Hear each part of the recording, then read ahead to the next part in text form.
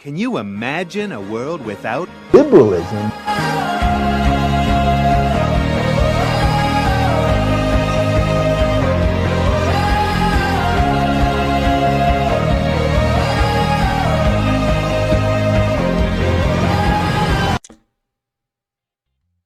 Welcome to White Pill Wednesday, the second edition.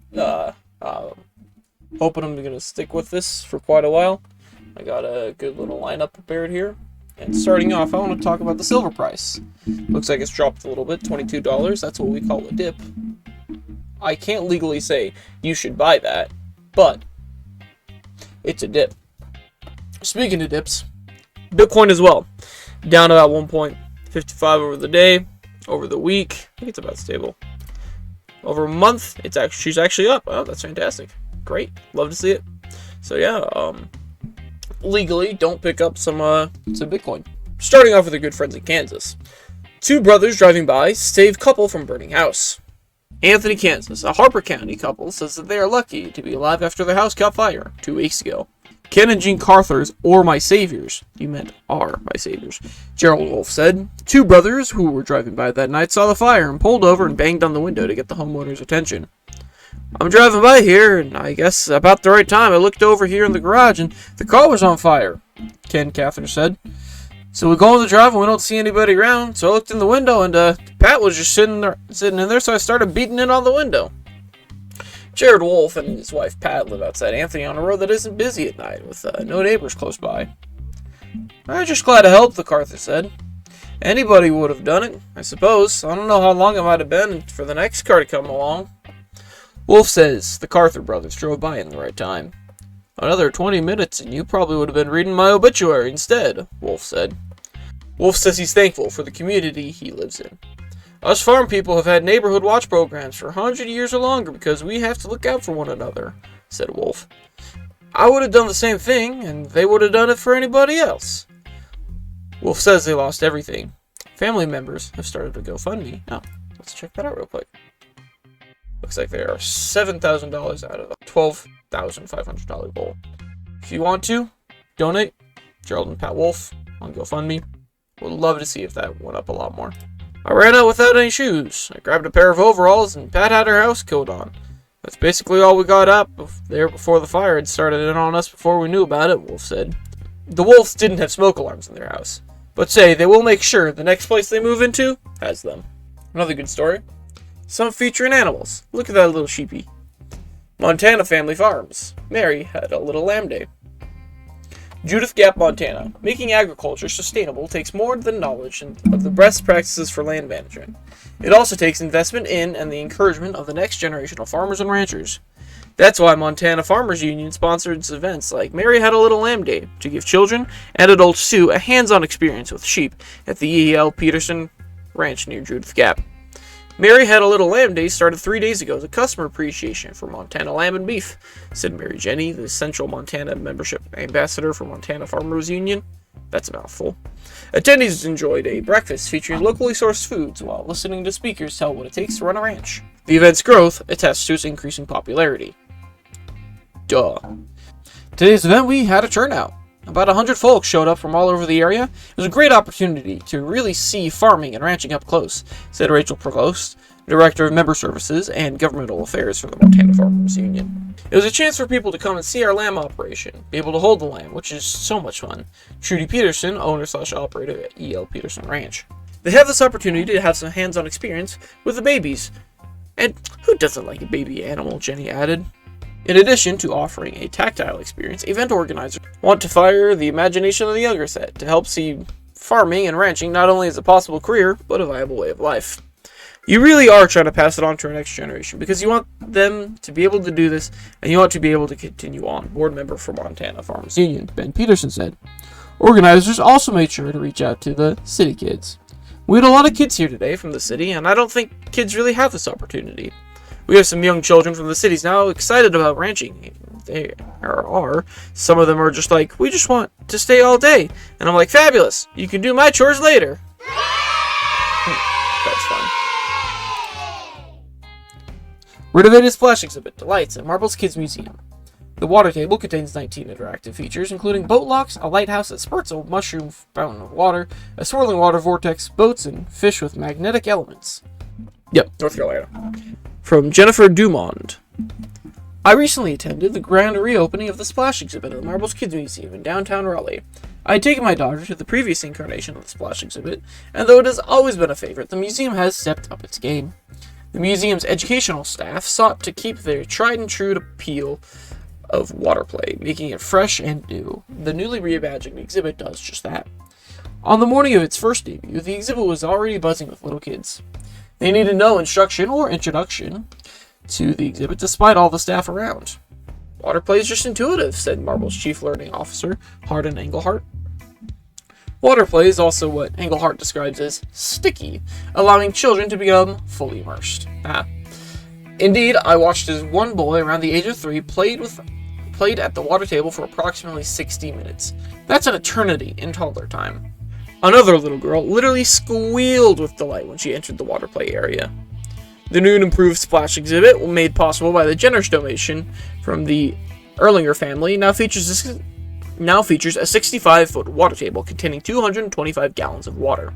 The water table contains 19 interactive features, including boat locks, a lighthouse that spurts a mushroom fountain of water, a swirling water vortex, boats and fish with a magnetic element that can be utilized with cranes and fishing poles, floating lily pads and water squirters, and flies that spin around a Venus flytrap.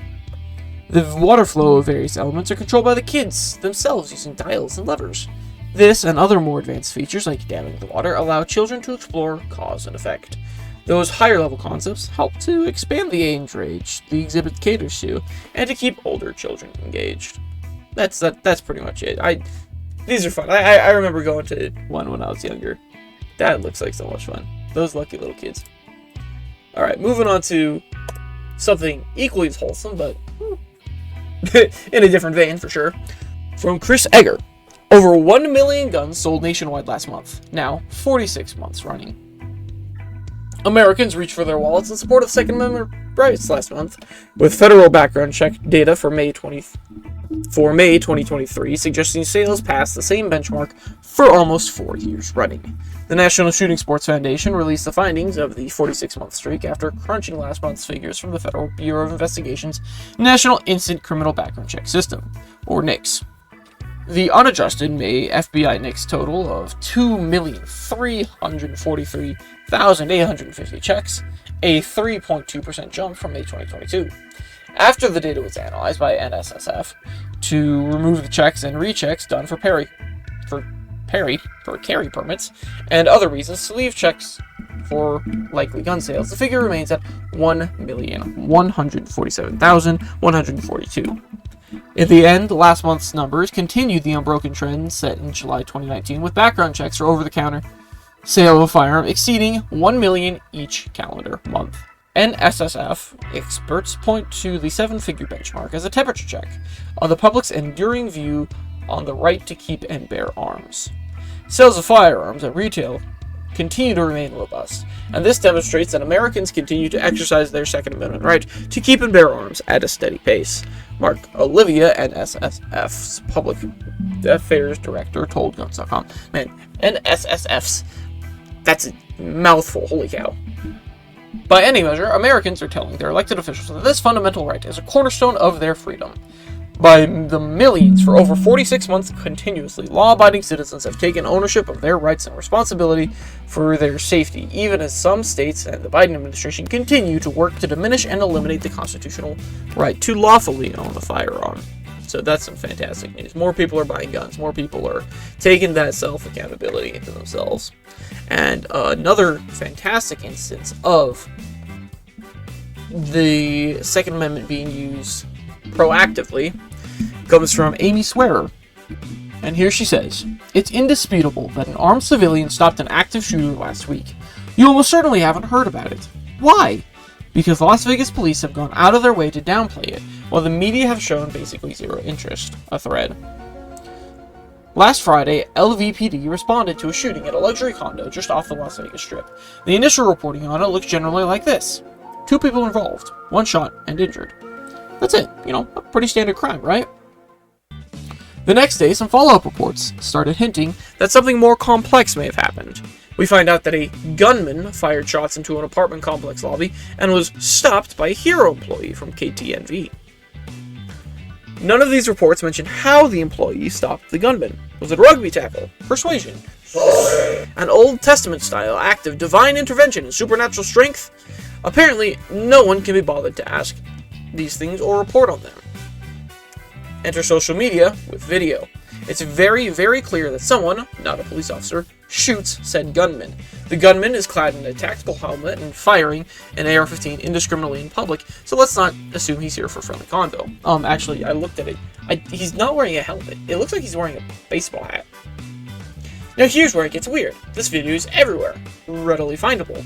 Easily proves that a would-be active shooter was stopped by a good guy with a gun.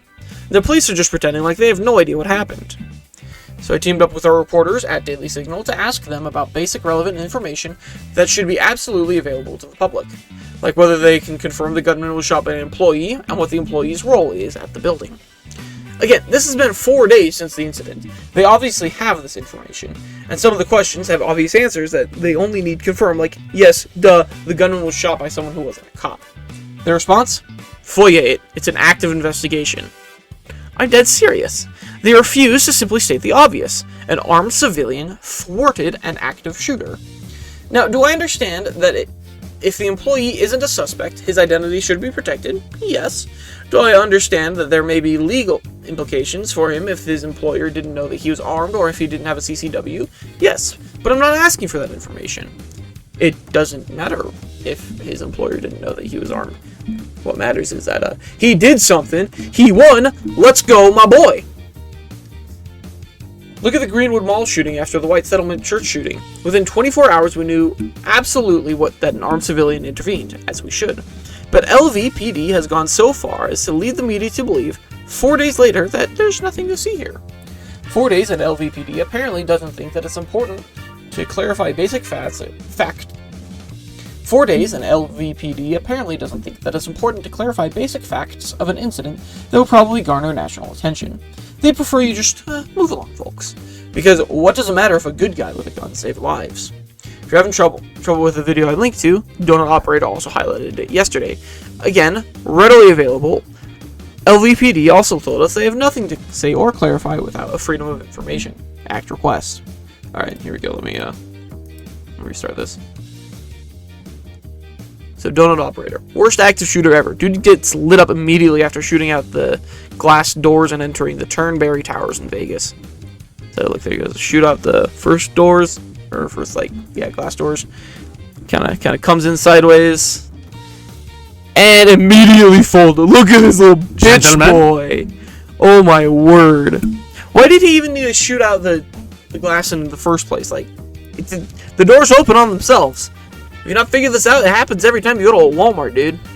And judging by this kid's fit, look at this. Look at this.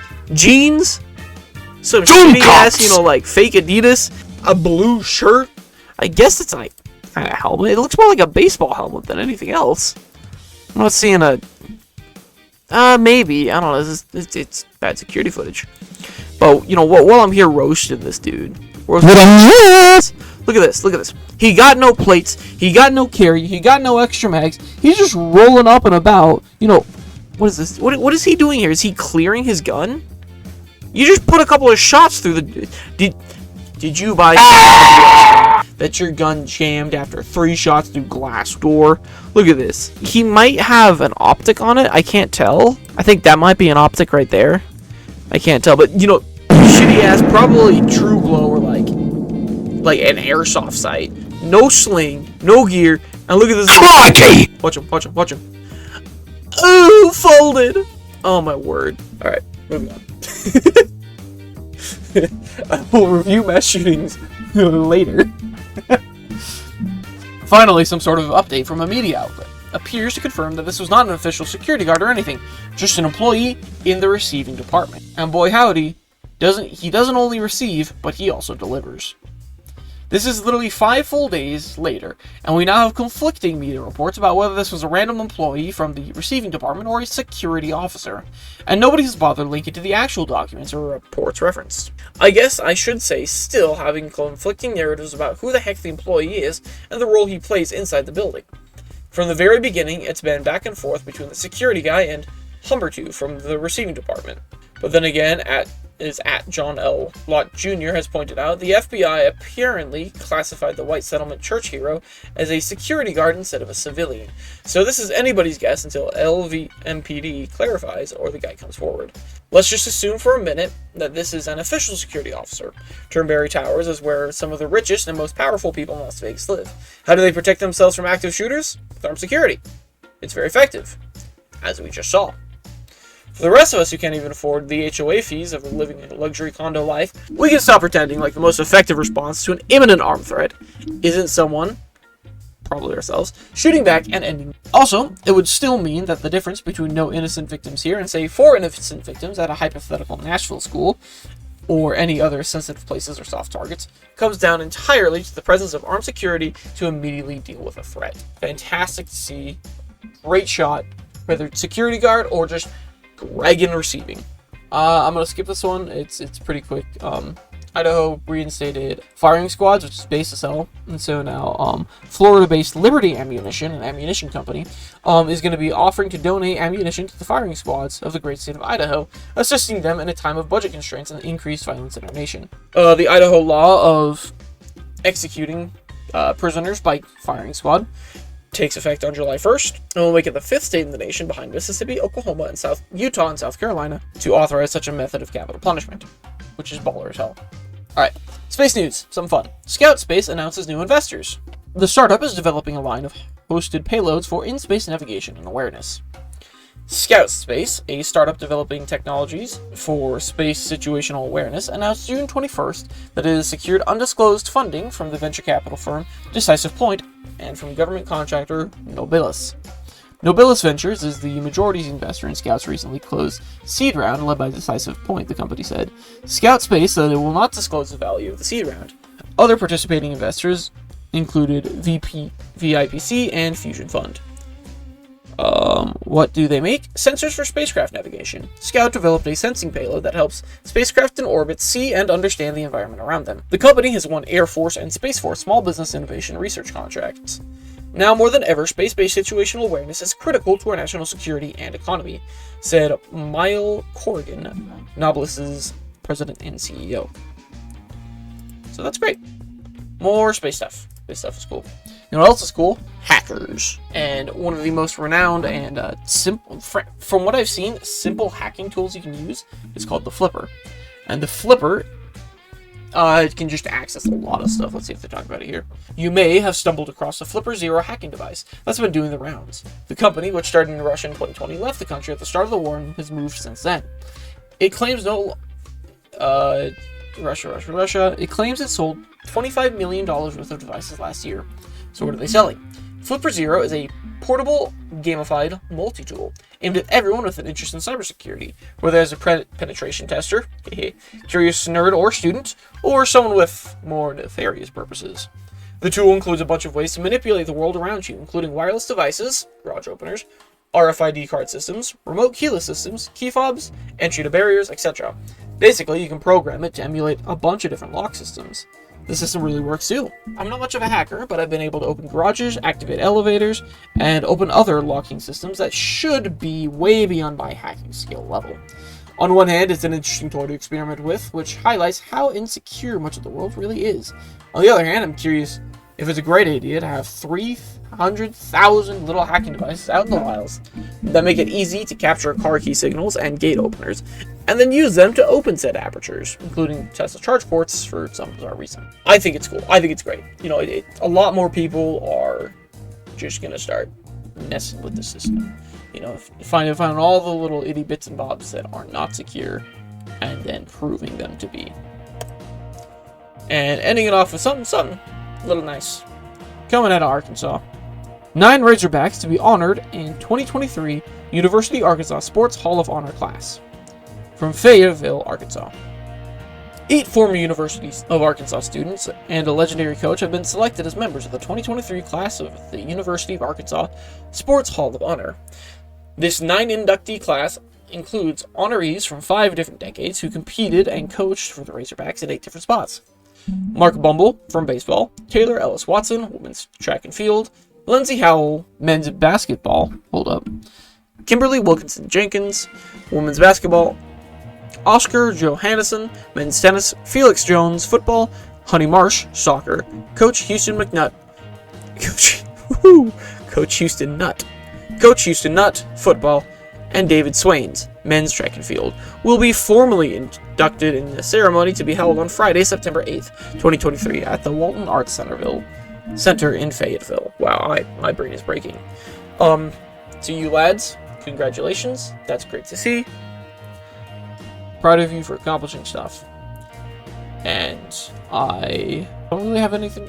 I don't really have anything to say as I leave. Go get some exercise. Go drink some water. Feel good. And we say bye-bye.